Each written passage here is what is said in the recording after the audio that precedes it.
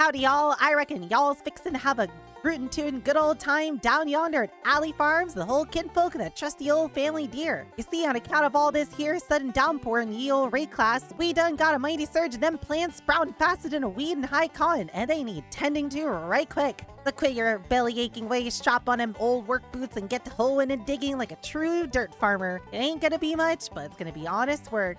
You see, it's high time for one of them new high-fallen new build guides for this new season, and this time around, we're chucking out that city slicker life and embracing good old honest American values like farming.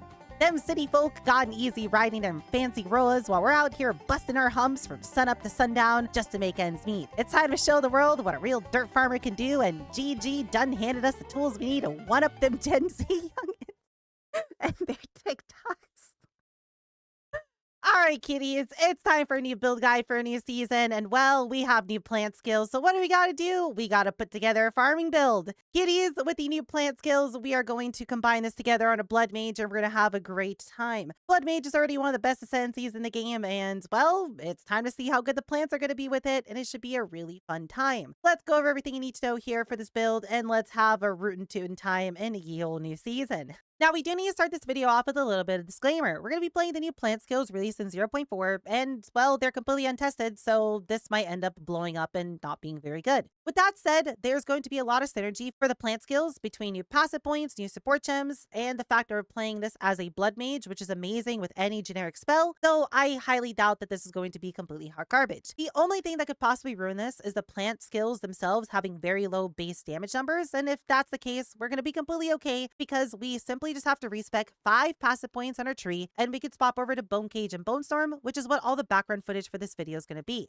This setup, in my opinion, is stronger than even Essence Drain and Contagion, and I'm surprised it's gone under the radar for as long as it has. If you know anything about me, you know the kind of builds I like playing, you know the kind of things I require in my builds, and I promise you that our backup build will be just as satisfying, just as fun, as low APM, and as powerful as the plant build would have been if the plants do end up sucking. The point is that you can trust me to give you a good Leaguestarts, and you should have no worries about trying out a new build that might potentially suck because our backup is absolutely flawless.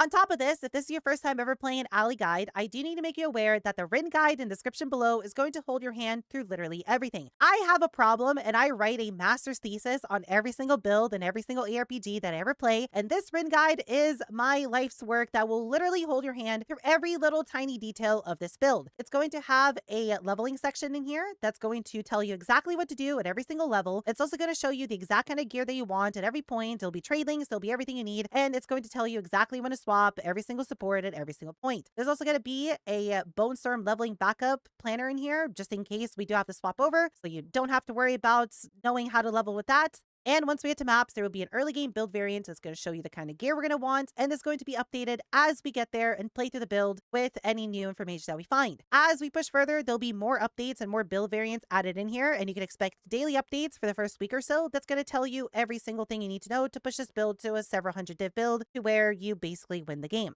All right, so now that all the start of the video yapping is over with, let's actually talk about what are you signing up to play here. Now, this whole build is going to be based around the 2 new plant skills that are coming out, Entangle and Thrashing Vines. Entangle is going to shoot a little fissure on the ground that's then going to branch off into more fissures that will do damage to any enemies that they pass through. These fissures are then going to also spawn roots that are going to attach themselves to enemies, doing damage and slowing them down. Thrashing Vine, on the other hand, is going to summon a sequence of big vines out of the ground that are then going to come down and slam on top of an enemy. Both of these skills are also going to have a overgrown mechanic attached to them, where if you water them with other skills, they will become empowered doing additional things. For Entangle, this is going to allow for more of the small roots to attach onto enemies, and we don't know what this is going to do for Thrashing Vines as we don't have the tooltip for it. The watering is going to happen through Thunderstorm, which is going to basically cause a big AoE around your character that's going to rain down and shoot lightning bolts at enemies. Along with this is going to be a new support that makes your overgrown plants constantly explode, which from all the footage that we saw seems to have no impact on how the skills work, effectively giving us free damage. The goal for this is that Entangle is going to do all the clearing, where the fissures will either one-shot the enemies or get them low, and then the vines are going to attach themselves and do the rest of the job. And then Thrashing Vine is going to be what we spam on bosses to give us hopefully high single target damage. We're also going to likely want to use one Entangle on bosses because the roots attaching should actually be a decent amount of additional DPS. And we are looking to press Thunderstorm manually to begin with, but once we get to maps, we will be utilizing a cast on crits, given we're playing a Bloodmage and getting to 100% crit chance is easy, to automate the Thunderstorm. So you're playing a 1-button build for clearing and then effectively a 1.5 button build for bosses. All of this is going to be played on a Bloodmage because this ascendancy is simply just way too strong and it synergizes unbelievably well with any sort of generic life-based build. This is going to make your leveling experience super comfy because Life Remnants and the Leech from Vitality Siphon are going to feel amazing. And as we push into maps, we are then going to make this a lot stronger by eventually anointing fast metabolism, making that Leech never go away, so it's always ready to go whenever you need it. And with 0.4, they buffed Culture of Crimson to, instead of it reducing your max life, it increases it, which is amazing as it makes this chestplate effectively your best in slot for a very long time. This also gives you Life Leech Overflow, making you effectively have 50% more health at all times, which feels incredible given that the overflow from Life Remnants was really not that powerful. So with this and Leech, you'll have a great time. And as we push further into build, we can add things in such as Defiance of Destiny, giving you a way to never die to any sort of multi-hit burst skill.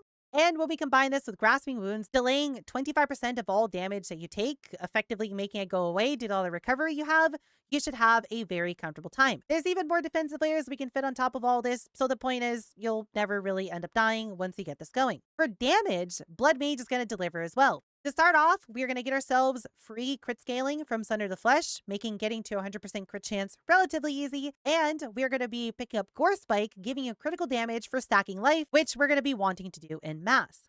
Rat Pith is going to be an item you're going to be adding into the build later on, which gives you free crit scaling and spell damage scaling from stacking life. So not only does life make you a lot tankier, but it gives you crit chance, crit damage, and spell damage all in one. That means the rest of your gear, you simply just care about getting cast speed and generic spell levels, as those are the only two scaling avenues that Bloodmage doesn't take care of for you. Even with that said, you don't need any of this fancy life stacking gear to make this feel good, as with just the free crit scaling that you get from Bloodmage, getting to high critical multipliers should be really easy, and that alone should carry you through early maps really well. Not only that, but as a physical build, given that all these plants are going to do physical damage, we get to also abuse Armor Break, which is really easy to fit in here, given that the Cut to the Bone node gives you Armor Break on crits based on the physical damage that you do. So fully armor breaking enemies should be really easy to do for a free 20% more damage. But we also get Impale on spell hit here, which is effectively another 30% damage multiplier. So not only do we get a lot of spell damage, crit chance, crit damage, but we get 2 other straight up multipliers on top of all this, making scaling our plant builds very easy.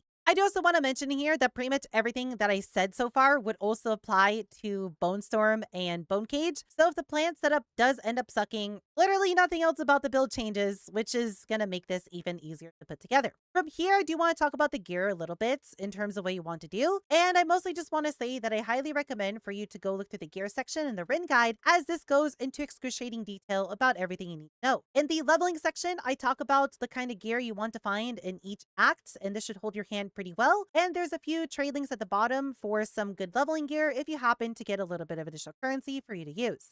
Once you get to maps, there will be an early game build variant here as well that's going to show you the kind of gear you want to get early on. And we're going to be talking about this more in the day 1, day 2 updates as we get to actually play through the build on launch and get to experience all this live. But all the information will be provided in the written guide ahead of time if you want to familiarize yourself with it before 0.4 launches.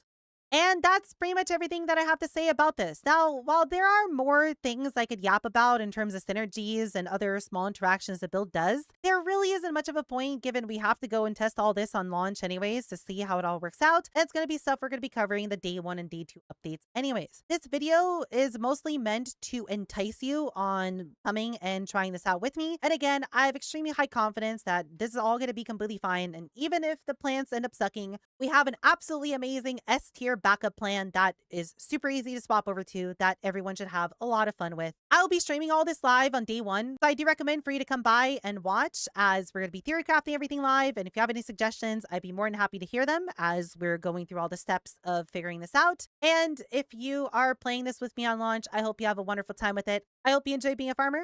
And with that said, I hope you have a wonderful rest of your day, and I'll see you kitties in the next video.